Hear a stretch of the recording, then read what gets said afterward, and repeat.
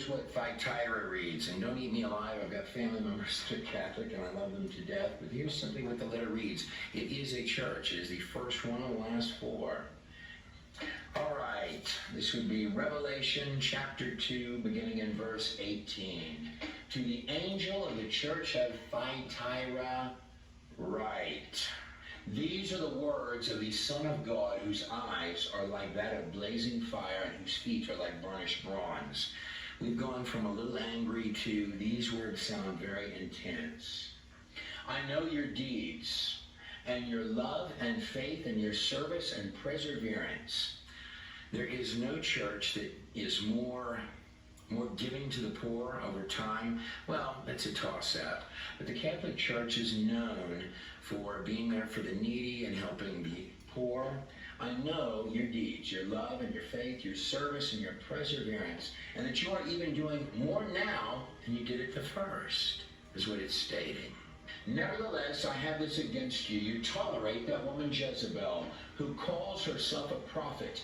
By her teaching, she misleads my servants into sexual immorality and the eating of foods sacrificed to idols. I have given her time to repent of her immorality, but she is unwilling. So I will cast her on a bed of suffering, and I will make those who commit adultery with her suffer intensely, unless they repent of her ways. I will repay each of you according to your deeds. You do not want to be repaid according to your deeds. 24, that's a number of high authority. These are some of the redeeming sections of this text.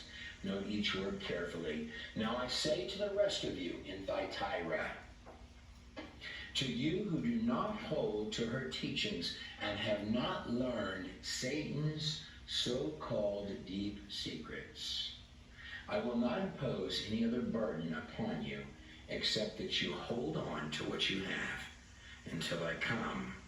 These are bold words.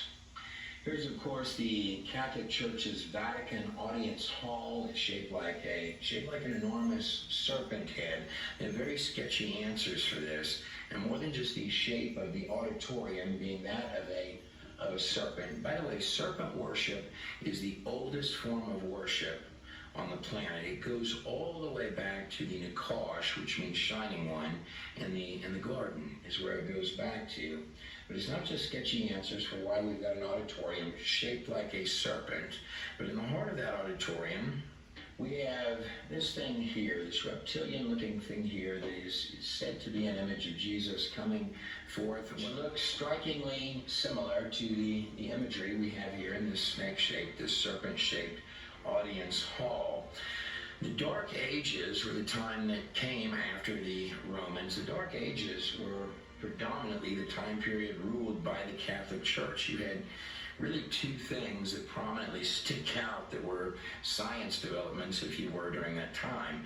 There would have been incredibly well done Mason work all over the place, particularly in Europe, and also torture devices. Some of the most ingenious torture devices. I mean, they would slowly drill your eyes out over days, lock you in an Iron Maiden. These were literally the advances that were happening during the time of the Dark Ages.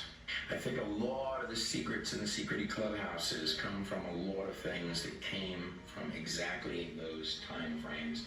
I repeat again, beginning in verse 24, now I say to the rest of you in Thyatira, to you who do not hold to her teachings and have not learned Satan's so-called deep secrets, I will not impose any other burden on you except that you hold on to what you have until I come. To the one who is victorious, each one has a commendation or a blessing at the end, including Thyatira, if you are to succeed. To the one who is victorious and does my will to the end, I will give authority over the nations. That one will rule them with an iron scepter.